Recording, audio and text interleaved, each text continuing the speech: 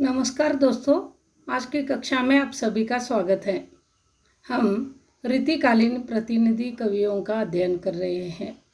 इसके पहले हमने केशवदास, बिहारी तथा घनानंद का जीवन परिचय तथा उनका व्यक्तित्व कृतित्व देखा है।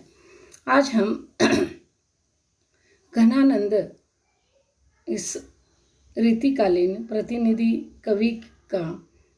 कवि की रचनाएं तथा उनका भाव पक्ष एवं कला पक्ष का अध्ययन करेंगे। इसके पहले की कक्षा में हमने घनानंद का जीवन परिचय और उनका व्यक्तित्व एवं कृतित्व का अध्ययन किया है। आज हम घनानंद की साहित्य रचना तथा उन साहित्यिक रचनाओं का भाव पक्ष एवं कला पक्ष का अध्ययन करेंगे।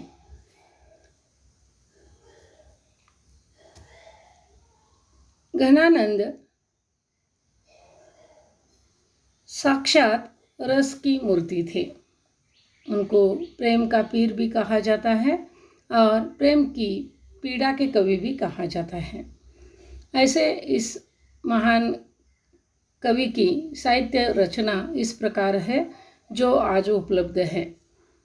सुजान सागर, विरह लीला, कोकसार, रस केलिवली, कृपाकांड, इसके अतिरिक्त फुटकर कविता और सवयें भी मिलते हैं।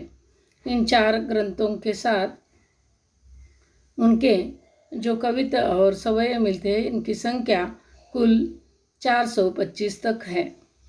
घनानंद के साहित्यिक रचनाओं का भाव पक्ष इस प्रकार है। घनानंद श्रृंगार रस के कवि हैं। विशेषतः वियोग श्रृंगार के वे कवि हैं। वियोग श्रृंगार वर्णन में इनकी वृत्ति अधिक रमी है।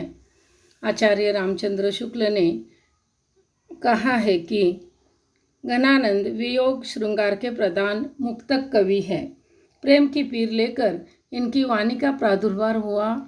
प्रेम का मार्ग का ऐसा प्रवीण और धीर पति तथा जबानदानी ऐसा दावा रखने वाला ब्रज भाषा का दूसरा कवि नहीं हुआ।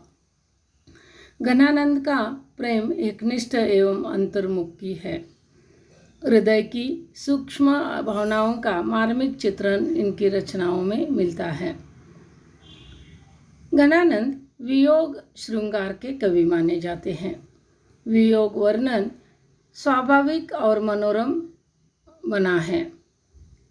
घनानंद के संयोग वर्णन में वियोग भावना बंधी रहती है।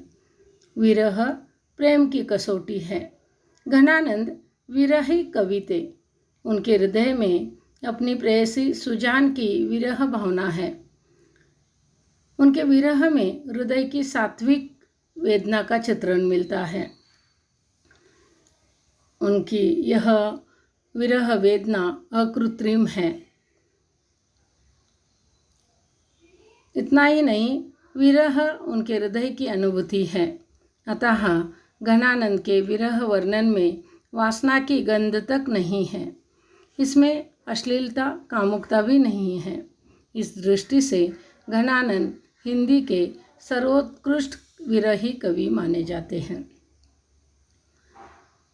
घनानंद भक्त कवि नहीं थे, अतः वे श्रृंगारी कवि थे। प्रेम मार्ग के पथिक थे। अंत तक सुजान के विरह में तड़पते रहे। जिस सुजान से वे प्रेम करते थे, बहुत ही गहरा प्रेम था, परंतु जब सुजान ने उनके साथ चलने से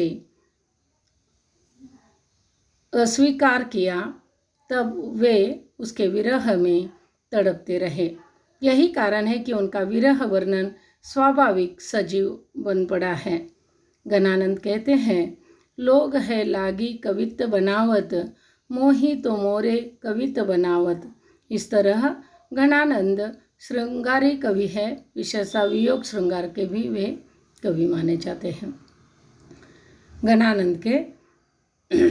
घनानंद की साहित्य रचनाओं का कला पक्ष इस प्रकार है।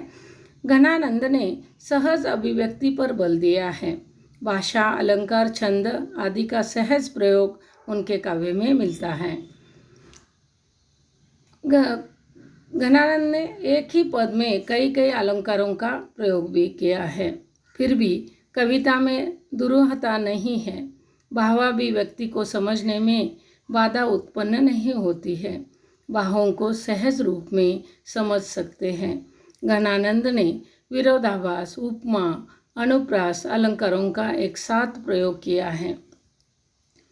घनानंद के साहित्य रचनाओं में छंदों की उपायोजना इस प्रकार हुई है। घनानंद ने अपनी कविता में प्रमुख रूप से सवैया, कवित्व, दोहा आदि छंदों का प्रयोग किया है। घनानंद की भाषा शैली। घनानंद ने अपनी रचनाओं में ब्रजभाषा का प्रयोग किया है। घनानंद की भाषा सर्वथा निर्दोष और शुद्ध है।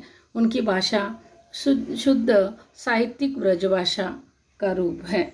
ब्रजभाषा में प्रचलित कहावतों और मुहावरों का प्रयोग भी उनके रचनाओं में मिलती है। घनानंद का अपनी भाषा पर पूर्ण अधिकार है। भाषा में वचन वक्रता, नाद सौंदर्य, अर्थ गांभीर्य, प्रत्येक पद में संगीत का सा प्रवाह है। इस तरह घनानंद के काव्य का भाव पक्ष तथा कला पक्ष दोनों संतुलित है और दोनों समृद्ध भी है। धन्यवाद।